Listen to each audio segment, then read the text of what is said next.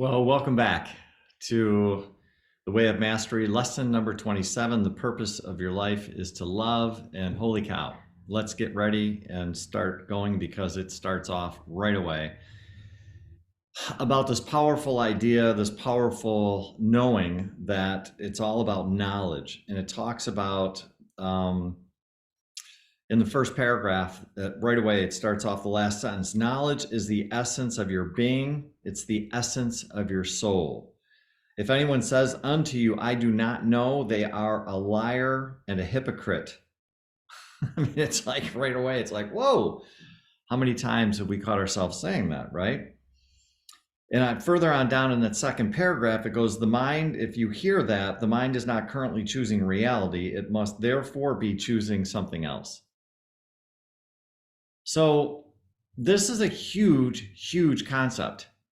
I really hope that you're able to just be with this for a moment and let it be with you. Most people, my experience, just read through this and they just go, okay, I'm just going to read it and I'm going to process it. But I'm going to challenge you to not do that for this one, because there's something about standing in your knowledge and understanding what it means to know, from going from not knowing, doubting, questioning, to stepping into full knowing and full knowledge. There's a different energetic vibration that happens between those two things. And I'm just going to invite you to stand in the difference between the two of them, because it makes a difference in the way that you show up, right?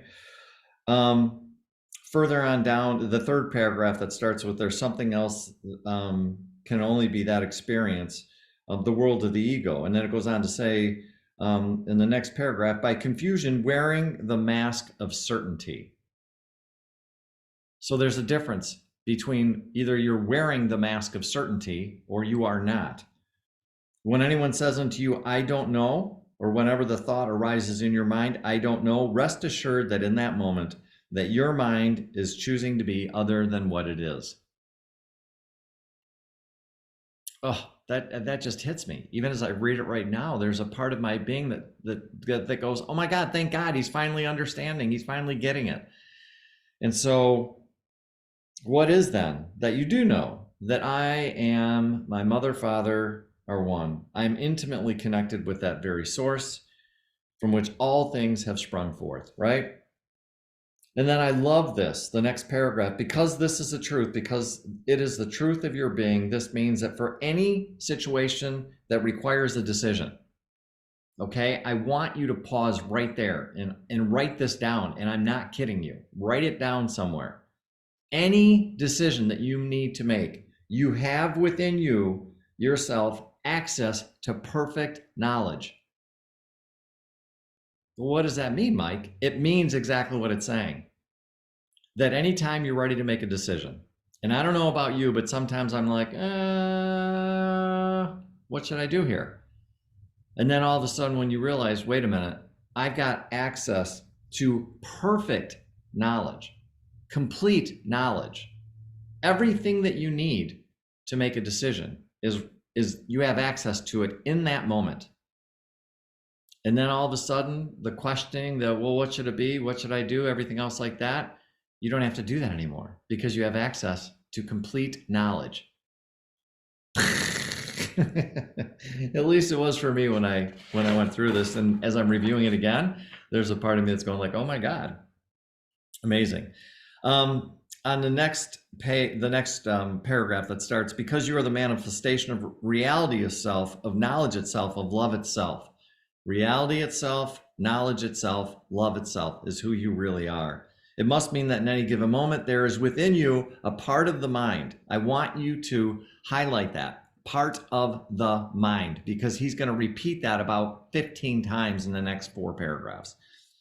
You have within you a part of the mind that yet remains free from the ego's authority, the part of mind which already abides in perfect peace. It already abides in perfect certainty, and the part of the mind which already abides in the willingness to extend love.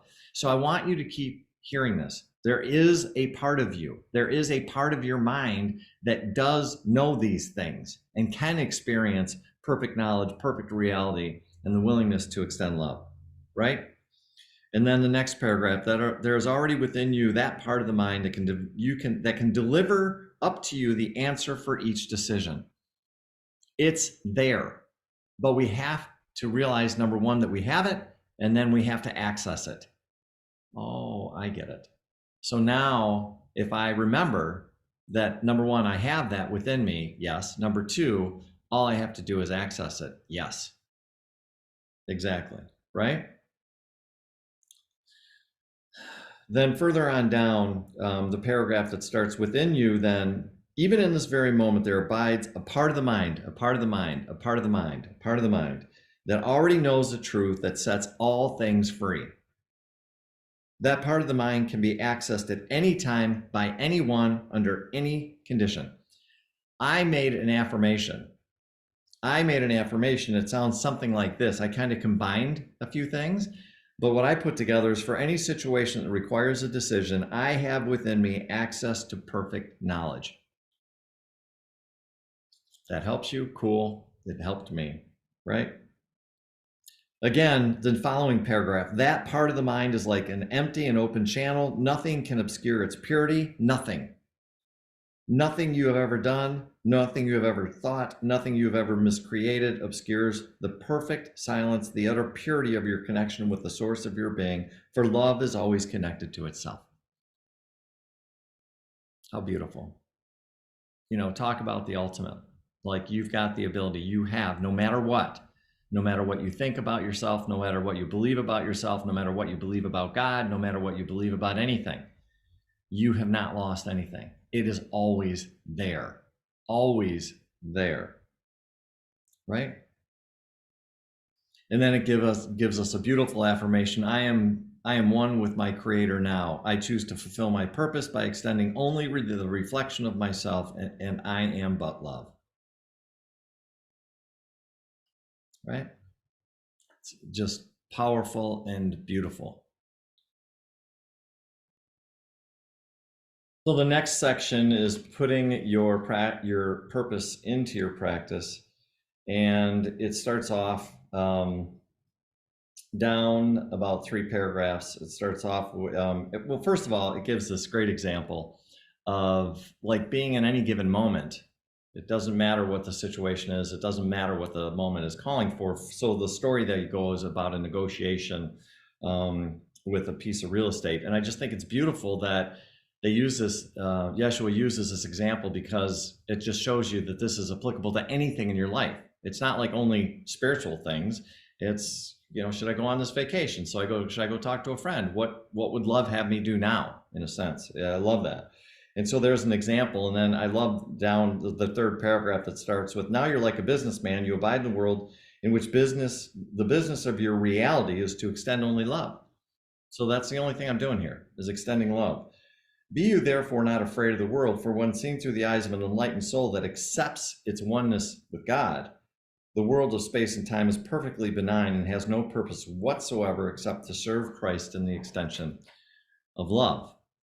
And then it's really beautiful, because it goes, and here we begin to touch upon the essence of my teaching, which is what? I don't need to do anything. I don't need to do anything. And then it goes on to say, this is not a passive state or just an accepting the fact that I don't need to do anything, so I'll just show up and follow my impulses and not think too deeply or wonder what I'm doing. I really don't need to do anything, since none of it matters. This is not it at all. It means actively, and this is the important part, it means actively to learn to master the art of you need do nothing, to find that the spaciousness within you, in which you are willing to allow that voice within you. Okay, so just stop right there. We're actively doing something. We're pausing. We're stopping. We're allowing the voice within you that is eternally connected to your source to be a vehicle through which you receive your guidance. Yes, actively listening. What's going on here? What am I being guided to? What's here for me? What am I supposed to do here? And to allow the voice within you that is eternally connected to your source be the vehicle through which you receive your guidance. And then it goes on, the following paragraph, it's not your purpose to survive as the body mind. It's not your purpose to keep the same house that you lived in for 20 years. It goes on to say, it's not your purpose. The only thing, it's not your purpose to do anything except be the conduit through which love extends itself. That's it. And then figuring out, listening, what does that look like now? What am I looking like here? In the following paragraph, for you are love and only this. As you come to love as your beloved more and more, you will discover that you are guided on a path of miracles in which more power seems to be getting extended through you. Yes. Yes. Allow that to happen. Allow that to happen. In the following paragraph that starts out of that, you might indeed see the body of mind changing, and yet the next sentence, you will be unattached. You're not attached to it. In the following paragraph, it says, well, how do you do this? It's a paragraph that starts off with, therefore, seek not to improve your life by adding 1 cubit unto your stature, but seek to improve your life by realizing your nature is love. And how do you do that? By recognizing in each moment that you are in the right place at the right time. This is the moment in which love can be remembered, can be restored, can be extended. This is a moment in which you can decide to listen only to the voice within you that knows how to extend love. How beautiful. All I do is cruise around and extend love. And listen, listen, listen, listen. You have heard me say to you many times that wherever you know a fearful thought, it can only mean that you are not thinking rightly. That is, you're not thinking with the mind of God. The next paragraph. If $1 million were to come as Christ, you would say, this must be the perfect experience for me now. How can I extend love in this moment? And if the next day your wallet is perfectly empty, the enlightened mind of Christ says, this must be perfect event for me to be experiencing. How can I extend love? So everything comes back to how can I extend love? No matter what, how can I extend love? How can I extend love? How can I extend love? The following paragraph, the change can never be the source of peace. The changing can never be the source of peace. Further down in that paragraph, when the mind becomes identified with form, the mind suffers. When the mind is liberated from attachment to form, it is free. Again, when the mind is liberated from the attachment to form, the mind is free. A couple of paragraphs down, in any given condition, you have within yourself the power to decide to literally feel the experience of love. So if you want to, you can choose love in any given moment.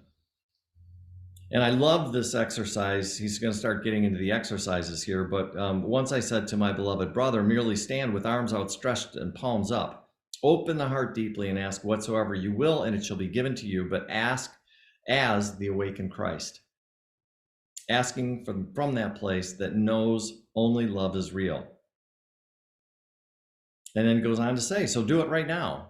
And I would encourage you to do it right now. Stand up with your arms outstretched, your palms turned upward. Think about your own heart, connecting you to the heart for just a moment, and simply ask to feel and know the reality of love's presence. I feel and know the reality of love's presence now. Breathe into your heart, open the cells of your body, open the mind, and simply receive. Simply receive. We're doing something here. We are receiving what is available. Okay? The last section talks about the daily meditations and exercises, and this just gets so beautiful. It's so profound to me. They recommend that you do this at least once a day. Arise from your chair, stand with your arms outstretched, palms up, and say simply, I open and receive the reality of love for myself now. And then the next paragraph, it just says, you see, self-love is a pathway to perfect peace. Self-love opens all the doors. Self-love dissolves every illusion. Right? And then it goes on to talk about this idea of just, I love myself, I love myself, I love myself. And then the third thing it says is the question, who can I extend love to now? How can I have experienced love now? And then it goes on to say, again, this idea of knowing, right? In the way of knowing, there is knowing. And then the next statement, there is no more powerful state of consciousness to act from than a state of knowing. A state of knowing. State. You're in state. For indeed, beloved friends, if you truly accepted yourself as Christ, you would know that you could not fail. And if you could not fail, what would you do with your time? What a beautiful question. So, what would you do with your time if you knew you couldn't fail? Really couldn't fail at anything that you did, right?